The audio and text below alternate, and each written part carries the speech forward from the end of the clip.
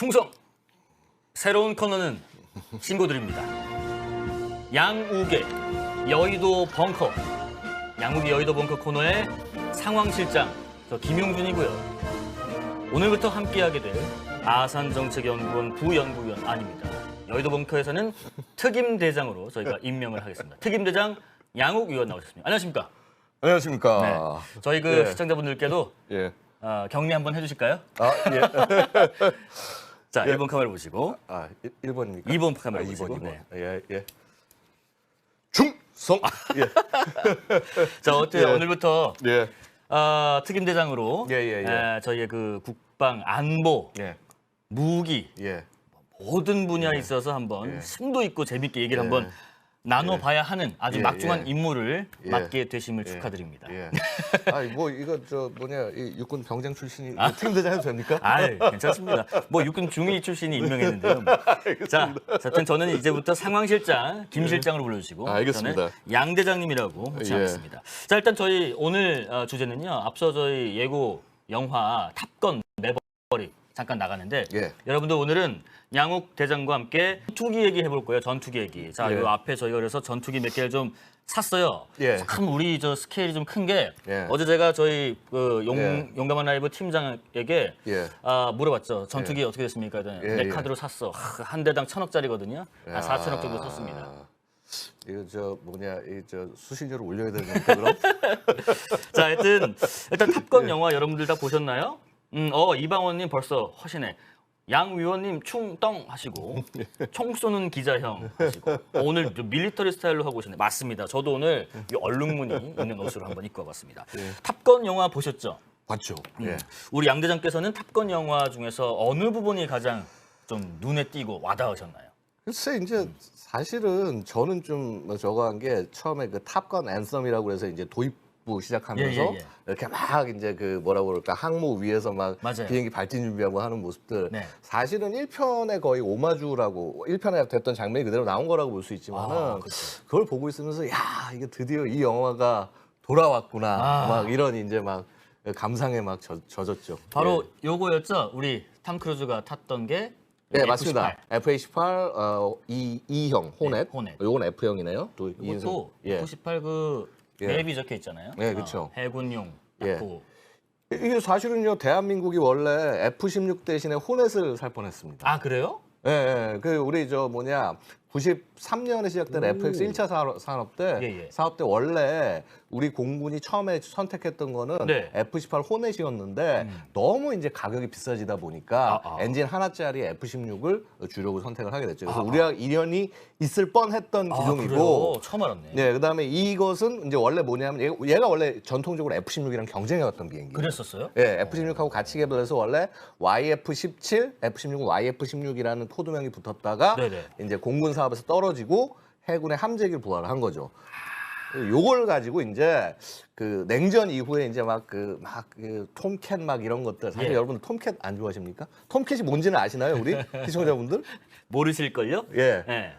그 톰 형이 타고 나왔던 바로 그 전투기입니다. 지금 영상에는 좀 나왔나 모르겠는데 하여튼 지금 영상에 나오고 같은데 바로 얘. 요거 F-14 톰캣. 톰캣 맞습니다. 저렇게 날개를 접었다 폈다 하면서 날아갈 수 있는 진짜 저 너무 예뻐요. 맞아요. 너무 예뻐요. 이번에 영화에서도 저 F-14가 나왔었잖아요.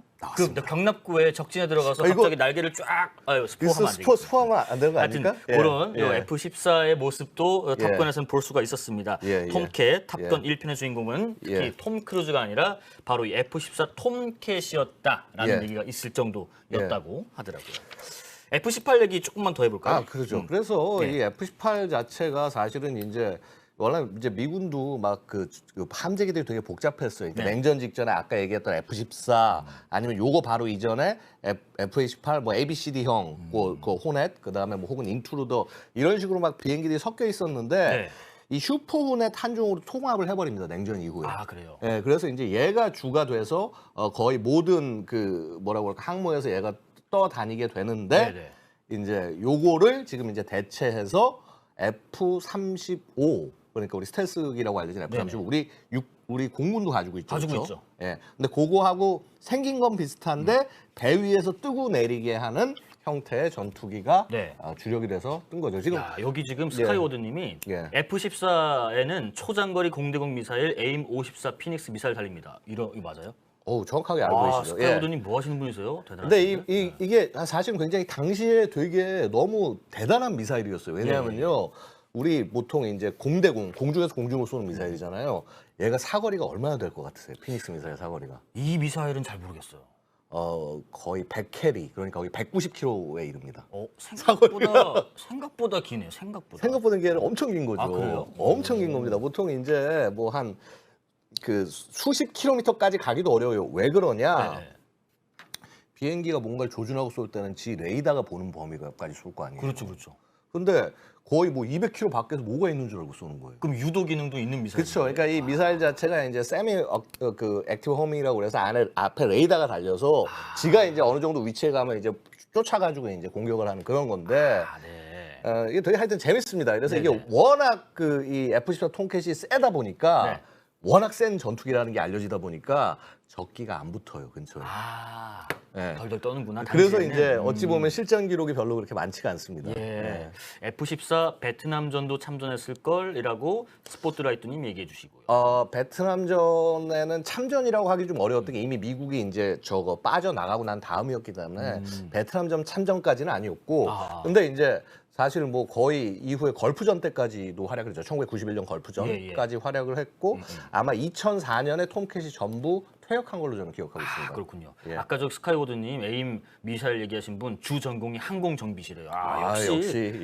아니면 이렇게 알 수가 없거든요. 그렇죠. 그러면 우리 양욱 특임대장께서 가장 아끼는 영화 속의 전투기는 무슨 영화의 어떤 전투기인가요? 당연히 탑건 1편 F-14죠. 왜요? 탐캣은 그러니까 이게 가져다 줄 약간 그 뭐라고 그럴까 이 각 전투기들마다 보면 어떤 디자인이나 이런 설계나 이런 것들이 있는데 마치 저 보면은 약간 그 이렇게 미끈한 그 미국의 미인 같은 그런 아메리칸 뷰리 같은 그런 느낌이 꼬리에는 또 백골 부대처럼 해골 달려 있고. 해골 이제 저희 졸리 로저스라고 그래서 이제 그 해적 마크인데 저거를 맡은 이제 103 전투비행대대라는 게 있습니다. 이제 아주 되게 그 뭐라고 그럴까 멋진 그런 기체예요. 막 이렇게 날개도 폈다 접었다 하면서 막 그게 상당히 가변익이라고 우리가 얘기를 하는데 저속 비행할 때는 넓게 펴서 그 다음에 고속으로 할 때는 이제 접어서 그러면서 비행할 수 있죠. 일단은 그러니까 그냥 어찌 보면은 뭐라고 그럴까 그냥 돈을 먹는 비행기예요, 그냥. 어찌 보면 F-14 자체가. 왜냐면 저 강력한 엔진에다가 저 커다란 덩치를 추진하려고 그러면 기름이 얼마나 많이 먹겠습니까? 그러게요. 근데 하여튼 그럼에도 불구하고 저 강력한 힘으로 아까 뭐 우리 시청자께서도 지적을 해주었던 뭐 피닉스 미사일 같은 것들을 장착하면서 당대 정말 가장 센 전투기 중에 하나로서 그야말로 전 세계 바다를 제패했다? 뭐 이렇게 표현할 수 있을까요? 스카이워드님이 톰캣은 등발이 참 멋진 놈이다 하시고 아무도 모르게님 F-14는 정말 추억이지 하시고 청산별공님 저는 KF-21 본 낙으로 삽니다. KF-21 잠시 후에 저희가 안 그래도 얘기 나눠볼 겁니다. 저는요 개인적으로 그 옛날 미드웨이 말고 2019년작 미드웨이에 나오는 F4F 와일드캣.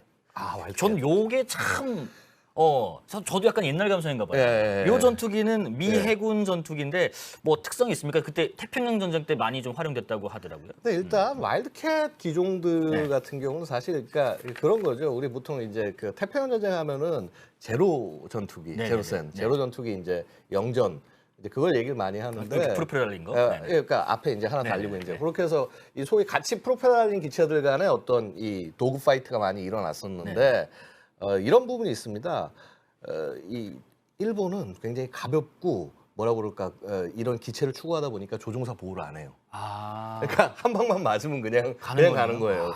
근데 이제 대신에 이제 굉장히 빨리 기동하고 이제 빠지고 그래야 되는데 이제 미국은 그렇게 조종사들 이런 것들을 되게 이제 좀 중시하고 강화하고 그러다 보니까 좀 기체가 무거워지고 그래서 이제 이게 뭐 엔진과 조합이 좀 잘 안 되기도 하고 하면서 뭐 타치 위브 뭐 전법이라고 그래서 이제 기체를 쭉 올렸다가 밑에 쭉 내려가는 힘으로 이제 공격한다거나 뭐 그런 식의 어떤 그 전술적인 능력을 통해서 그 영화에도 그 장면 나왔었어요. 그래서 이제 그런 것들을 통해서 이제 해결해 나간다라는 거죠. 그러니까 왜 우리 탑건 영화에도 보면 나오죠. 왜 It's not the plane, 뭐 it's fighter. 그러니까 it's a pilot, it's about pilot. 그러니까 야, 이 비행기가 중요한 게 아니라 조종사가 중요하다고 얘기하지 않습니까? 근데 대사까지 외우셨어. 근데 현대의 전쟁에서는 꼭 그렇진 않습니다. 그러니까 분명히 조종사가 중요한데 무엇보다 제일 중요한 게 조종사인데, 근데 너무 기체 성능 차이가 나버리면 극복할 수가 없다라는 거죠. 그러니까요. 이 탑건 영화에서도 예. 이걸 가지고 저 5세대랑 상대한다고 말이 안 돼 하면서 뭐 너무 얘기하면 또 안 보신 분들 있으니까 얘기는 요 정도까지 하겠습니다. 자, 예. 그리고 요 전투기 얘기로 한번 해볼게요. 예. 제가 참 좋아하는 우리 F-35. 예. 우리 공군도 갖고 있고 예. 뭐 가까운 일본, 미국, 예. F-35는 또 A, B, C 뒤에 붙는 게 각각 임무 수행하는 것도 다르고 한데 이 F-35A 6대가 미 공군 스텔스 전투기가 한반도에 5년 만에 거의 5년 만에 왔다고 하는데 연합훈련 하려고 왔겠죠. 왔는데 이거 왔기 때문일까요? 북한이 방사포를 쏘면서 좀 반발하고 있는데 이 F-35 북한이 무서워할 만한 그런 주력 전투기가 맞죠? 그렇죠. 왜냐하면 이제 F-35 자체는요. 그러니까 지금 우리 스텔스기 대표적인 기체가 아마 우리 지금 요거 살짝 들고 나왔던 F-22 랩터. 요게 이제 2007년 정도부터 이제 실전 배치가 시작되고, 그래서 야, 요즘 현대적인 그 스텔스 전투기는 이렇게 전투기 모양처럼 생겼잖아요. 우리 뭐 영화 뭐 트랜스포머 이런 데서 나타나서 많이 보였죠. 얇고 공기저항을 최소화하기 위한 그렇죠. 이제 요런 건데 이 랩터가 공중전 능력은 거의 외계인급인데 외계인을 공군에서 만들었다라고 할 정도의 맞아요. 능력을 가졌는데 얘가 폭탄 장착량 자체가 좀 한계가 있습니다. 무장 능력이 조금 제한이 있고요. 왜냐하면 이제 얘를 기체를 사실 이제 그 폭격하기 위해서 만든 게 아니라 공중전하기 위해서 만들다 보니까 이 스텔스기는 안에 내부 무장창 안에다가 폭탄을 넣어야 돼요. 근데 이제 이게 배가 한마디로 이제 저 홀쭉한 거야. 그렇죠. 그러니까 이제 많이 큰 게 안 들어가요. 위가 작구나. 네, 위가 작아요. 근데 F-35는 위가 엄청 큽니다. 그래서 요 친구예요. 소에서 2,000파운드짜리 폭탄을 2발을 장착을 할 수가 있어요. 그렇습니다. 근데 이게 재밌는 게요. 그 2,000파운드 폭탄 크기가 우리 혹시 전술 핵폭탄이라고 들어보셨습니까? 저는 핵폭탄인데 이제 이 항공 비행기에서 떨굴 수 있는 핵폭탄이 있단 말이에요. B-61이라는 폭탄이 지금 대표적인 게 있는데 바로 그 전술 핵폭탄을 집어넣을 수가 있어요. F-35A형에만. 요 친구 중에서도 A형에는 얘는 지금 B형이죠. 얘는 얘는 B고. 수직창에서 B인데 A형에는 그걸 장착을 할 수가 있단 말이에요. 그러니까 이제 그거를 떨구는 거를 갖다가 미국이 몇 차례 시험을 보였었죠. 자, 그렇게 전술핵 폭탄을 떨굴 수 있는 전투기가 국내에 들어와서 미국 전투기가 들어와서 훈련을 하는데 당연히 불안하겠죠. 물론 미국은 이제 이 부분은 강조는 아직은 안 할 겁니다만은 이제 북한이 앞으로 어떤 태도를 하냐에 따라서 그런 것들을 못하게 하는 게 제일 중요하지 않습니까? 그렇습니다. 억제죠. 네, 그래서 이제 소위 일단 7차 핵실험 못하게 하기 위해서 미국이 이렇게 슬슬 이렇게 압력의 강도를 높여 나가는 그런 뭐 단계다. 그런 맥락에서 이제 이 소위 그 F-35 등장이 한반도에서 굉장히 좀 위험한 것이죠. 양 대장님 지금 이방훈님께서 우와 교보제 빵빵하다 하시고요. 네, 저희가 돈 좀 썼고요. 스카이워드님 A형은 공군형, B형은 해병대형, C형은 해군형. 좀 이분은 전문가시네. 뚜껑이 열리는 거 F-35B입니다 하시고.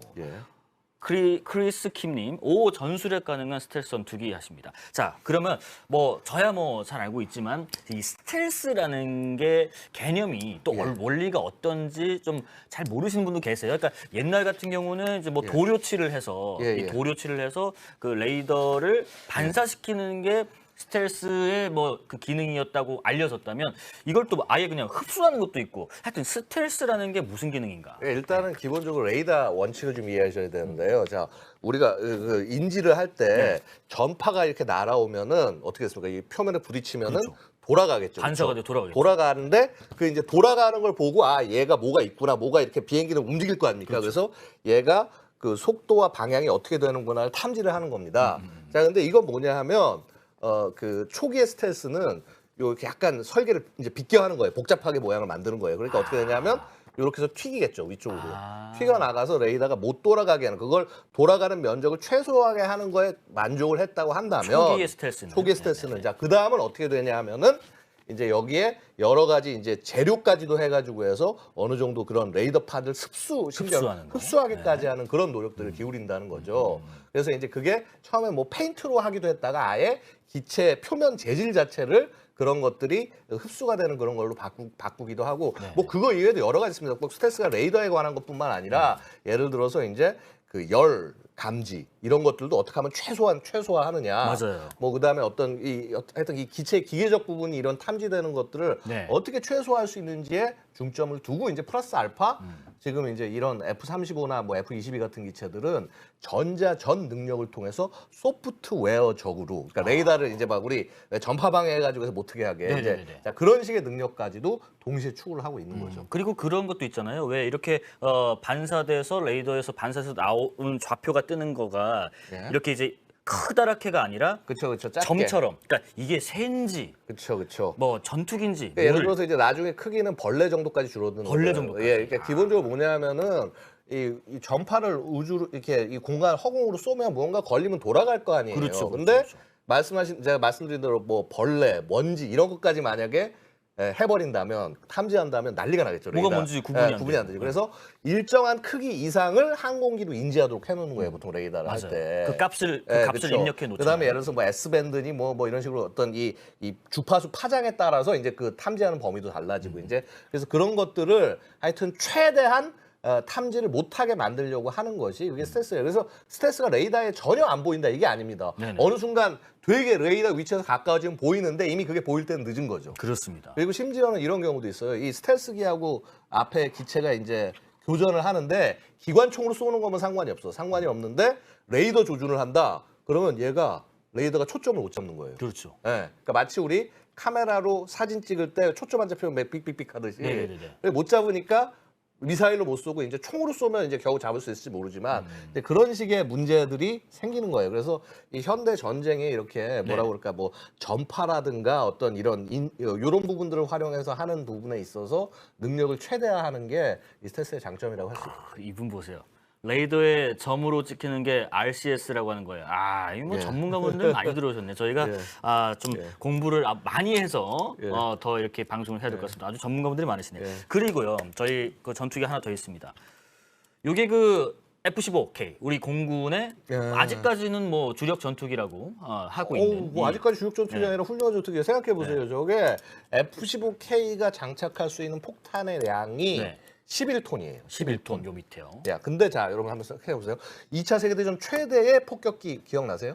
2차 세계대전 B1B 그때 아니. 2차 세계대전 때 히로시마 나가사키에 폭탄 던진 거 보니까. 그 뭐였지? 기억이 B29 폭격기. B29 폭격기가 폭장량이 9톤입니다. 어마어마한. 그러니까 그 덩치 큰 B29 이상을 싣고 날아갈 수 있는 거예요. 그러니까 사실 얘는 전투기도 하지만은 사실 어찌 보면 거의 폭격기에 가까운 존재입니다. 그렇죠. 전략 폭격기에 가까운 거의 존재고. 폭격기죠. 그래서 이제 이게 대한민국이 갖고 있는 전략적 타격 능력, 북한뿐만 아니라 주변국에 대한 전략적 타격 능력으로 의미를 갖는다는 거죠. 제가 왜 F-15K를 여러분 언급을 했냐면요. 지금 저희 앞에 뭐 F-18도 있고 15K도 있고 35도 있고 랩터 22까지 있는데 그 있잖아요. 1세대 전투기다. 이건 2세대다, 3세대다, 4세대다, 5세대다. 뭐 앞으로 차기 미래 나오는 건 6세대다.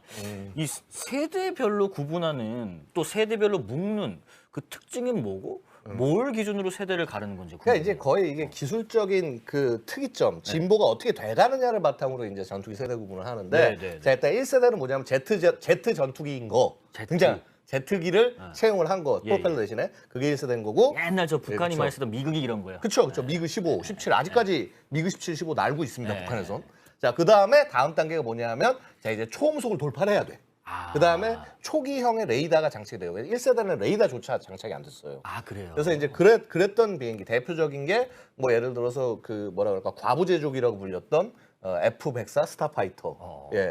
왜 그런지 아시겠죠? 사람이 많이 죽으니까. 아니면 이제 미그 19나 21 같은 이제 그런 비행기들이 있고요. 그다음에 소위 이제 3세대 전투기 여기서부터는 이제 미사일 그 만능 시대가 돼서 미사일을 제대로 쏘고 다양한 임무를 추구를 하기 시작해요 이때부터. 3세대. 이게 이제 여러분 잘 아는 F4 팬텀 2. 그다음에 아니면 그 F5 타이거. 근데 이제 후기형 EF 타이거. 예, 예. 이제 요 기종이 해당하고 뭐 제공호도 여기 3세대인가요? 그렇죠. 왜냐면 그 F5 EF가 바로 이제 제공호. 그걸 국내 생산한 게 제공호예요. 예, 예, 예. 그래서 이제 그게 3세대고 자, 그다음에 4세대는 우리 여러분 잘 아는 바로 F14, 15, 16. 아, 15도 4세대. 예. F15도 4세대. 예. 근데 이제 이게 4세대인지 아닌지를 놓고 좀 말이 많아요. 왜냐면 이제 4세대 얘기할 때 뭐 디지털로 제어되고 뭐 이런 게 있는데 약간 제어 방식이 좀 옛날 방식이라 그런 게 있긴 한데. 15K가요? 근데 그럼에도 불구하고 일단 성능이라든 레이더 성능이라든가 정말 다양한 임무를 비행기 하나로 수행할 수 있게 한다는 데서는 되는 거죠. 그러면 20이나 35는 5세대겠네요, 당연히.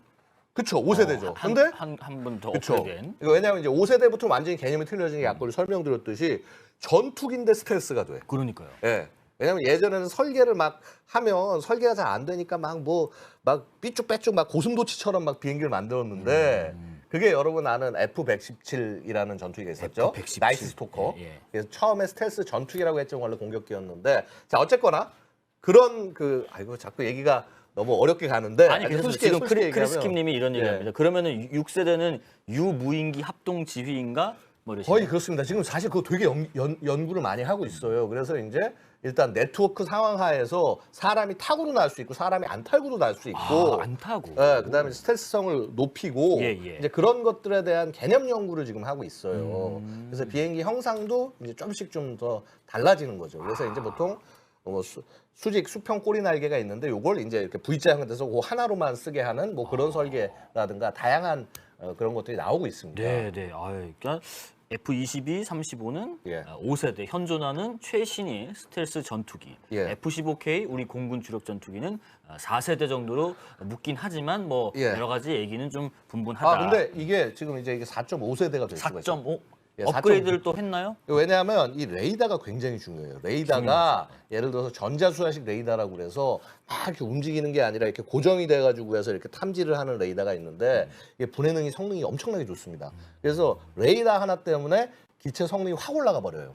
그러니까 완전 다른 세대로 취급이 되는 거죠. 예. 그래서 뭐 이제 그런 부분들, 그러니까 F-15는 스텔스 성능이 전혀 고려가 되지 않았다 옛날 설계이기 때문에 네. 그런 부분만 제외한다고 한다면 상당히 여전히 우수한 전투기라고 말씀드릴 수 있습니다. 카멜레온님, 평양을 효과적으로 공격할 수 있는 전투기들 응원합니다 하시고, 박혜진님 재밌어요. 계속하세요. 계속할 거예요. 아직 안 끝났어요. 자, 요 얘기도 해야 돼요. 예. 최근에 아주 저도 고무돼 있고 예. 화제가 되고 있는 그 전투기가 있습니다. 바로 KF-21. 여러분 이게 지상 활주까지 지금 했고요. 이제 날아올 날을 지금 기다리고 있는데 이게 지금 거의 완성 단계. 완성했죠. 초음속 전투기. 근데 이거가 이제 1호 예. 날아가게 되면 우리나라도 이제 우리 손으로 만드는 초음속 전투기를 개발할 수 있는 그런 나라가 되겠죠. 이 전투기 어떤 대단한 친구인가요? 사실은요 지금 모양새 보시면요 어떻습니까? 이게 뭔가 뭐 F-35스럽기도 하고, F-22 닮기도 하고요. 22스럽기도 하고. 저 엔진 2개 달리고 이제 앞에 인테이크, 에어 인테이크 그러니까 공기 들어가는 쪽은 F-22 비슷하고요, 그죠? 저게 절대 작은 비행기가 아니에요. 제가 F-16보다 더 큰 비행기입니다. 아, 그래요? 네, 그게 굉장히 큰 비행기, 엔진 2개짜리 일단 비행기이기 때문에. 예. 자, 그래서 이 기체는요, 지금 생긴 거는 완전히 스텔스하고 똑같은데 안타깝게도 내부 무장창이 없어요. 아, 그래요? 예, 그럼 밑에 이렇게 F-15K처럼 달아야 되는 거예요? 네, 그렇죠. 그래서 이제 그거를 그래서 그 부분 사실 내부 무장창을 개발하면 되는데 그러면 비행기가 이제 뚱뚱해지겠죠, 그렇죠? 이제 그런 부분들까지 같이 포함해서 이제 쟤는 개량을 해야 돼요, 제가 볼 때는. 기존에 이제 앞으로 조금 더 우리가 노력을 해야 되는데, 자 어쨌거나 저 상태로 굉장히 훌륭한 기체를 하여튼 만들어내고 있다. 물론 여전히 우리 아직 뭐 개발하고 있는 부분이 있긴 하지만요. 그래서 쟤는 4.5세대 전투기라고 얘기하는데 저는 우리가 조금만 더 저기에다가 투자를 하고 노력을 하면 그래서 내부 무장창 안에 집어넣고 뭐 기타 여러 가지 통합들, 센서 통합들을 하면은 그러면은 충분히 5세대 전투기로서 가치를 가질 수 있다. 그렇게 이스진님, 우와 멋지다, 릴라우스님 대단하다 하시고, 카멜레온님 쌍발 엔진 하시고, 아트센터님 4세대도 아니고 5세대도 아니고 트윈 쌍발 엔진. 여기 뭐 전문가분들이 상당히 많이 들어오셨네. 뭐 항공기들 좋아하시는 분들이 워낙 많으니까요. 자, 근데 이 KF-21이 만들어지기까지 과정이 좀 순탄치만은 않았다. 너무 힘들었죠. 네. 너무 힘들었죠. 왜냐하면 이제 이게 애초에 처음에 이 개발을 처음에 시작을 할 때 이게 국내에서 개발하는 게 의미가 있냐 없냐를 놓고 사업 타당성 검토를 놓고 거의 10년 가깝게 연구기관들의 결과가 달리 나왔어요. 맞아요. 그냥 사오는 게 낫지 않느냐, 이렇게 돈 투자한 게 맞느냐, 그다음에 이게 사업성이 또 있느냐. 근데 이제 저는 그게 그렇게 낭비였다라고만 생각하기는 좀 어려운 것이요. 아마 이걸 처음에 사업 검토가 나왔을 때 시작했으면은 우리 굉장히 돈만 많이 쓰고 힘만 빠졌을 겁니다. 아, 그래요? 근데 이제 어떻게 보면 시작했던 시기가 우리가 그래도 어느 정도 기술력이 항공이라든가 전반적인 기술력이 쌓여 있을 때 시작을 해서 그래서 이제 더 지금 더 힘을 받고 있는 거죠. 그래서 저는 뭐 굉장히 좋은 시기에 뭐 더 빨리 시작했으면 좋겠지만 좋은 시기에 시작을 했고 사실은 아직 우리가 보면 이제 방금 아까 말씀드렸다시피 안에다가 비행기 배 밑에다가 무장 집어넣는 거 아직 안 되잖아요. 근데 그런 기술들까지 같이 넣어서 제대로 된 거를 만들어야죠. 혹시 이 KF-21이 본격적으로 이제 1호기뿐만 아니라 앞으로 쭉쭉쭉쭉 나오면 F-15K나 F-16을 대체할 수 있을지도 궁금하고 그리고 이 KF-21 때문에 이걸 쓰기 때문에 작전 개념도 좀 변화가 있을지도 궁금해요. 그러니까요. 일단은 이제 그 기본적으로는 저 KF-21 자체가 그 낡은 뭐 예를 들어서 F5라든가 기타 구형 기종들을 대체하는 개념으로 들어왔다고 하지만요.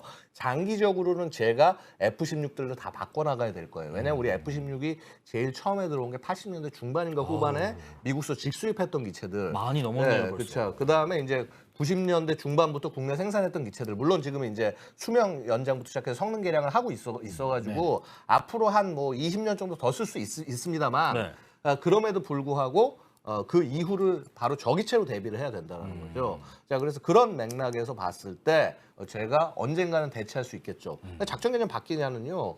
이게 완전히 개념이 틀려져요. 왜냐하면 보통 4세대 전투기만 하더라도 서로 비행할 때 어떻습니까? 서로 어느 정도는 보이는 거리 하에서 서로 이렇게 그러니까 예를 들어서 앞에 윙맨 그렇죠. 리더, 윙맨이 붙어가지고 자 얘가 공격을 당하는지 혹은 노가 어디서 하는지 서로 지켜주면서 날아야 되는데요. 단독 작전이 좀 어렵죠. 그렇죠. 그래서 왜냐하면 근데 이제 상황 인식도 한계가 있으니까. 근데 예를 들어서 스텔스기들끼리다. 얘들끼리는요 서로 붙어가지고 비행하는 게 바보짓이에요. 바보죠. 그러니까 서로 정말 보이지 않는 걸 멀리 떨어지면서도 서로 통신을 할 수 있고 서로 뭐가 일어나는지 서로 제어해 줄 수 있고 그런 능력들을 가지기 때문에. 이렇게 미래가 되면은 우리가 지금 영화 탑건에서 봤던 거와 같은 전투 양상이 안 벌어져요. 그러니까 사실 우리 탑건에도 보면 어떻습니까? 공격하고 막 들어갈 때 마치 우리 그 영화 스타워즈 보는 것 같은 느낌 있지 않습니까? 막 이렇게 막 계곡을 타고 가다가 막 확 위에 올라가서 내려오면서 이제 오케이 자 이런 공격인데 이거는요 사실은 현재 쓰지 않는 전술이에요. 현재는 다 그런 대공 위협이나 이런 게 있으면 미리 그걸 다 뭐 스텔스기로 공격을 하든 아니면 뭐 크루즈 미사일 공격하든 다 제거하고 난 다음에 아주 높게 날아가서 여유롭게 날아가서 그래서 위에서 딱 안전하게 떨구면은 정확하게 다 목표에 떨어지는데 정밀 타격. 그래서 그러니까 무슨 뭐 GPS가 연결이 안 된다 그런 적 없습니다 요즘. 원하면은 다 어떻게든 연결이 가능하고요. 그렇습니다. 자, 그래서 결국은 이제 그러한 이게 영화적인 재미를 위해서 접근을 한 것이다. 실제 현실은 조금 이제 다르다라고 말씀드릴 수 있겠죠. 자, 아이고 우리 많은 분들께서 아주 전문적인 얘기를 많이 하십니다. F-16 PBU 버전은 좀 낡긴 했죠. KF-16은 V형으로 개량 중입니다. 대단하시고 F-21 대 수호이가 하면 체크메이트 어쩌고 하시고 오늘 도그파이트 카멜레온님 그렇습니다. 도그파이트도 그 영화에도 나옵니다.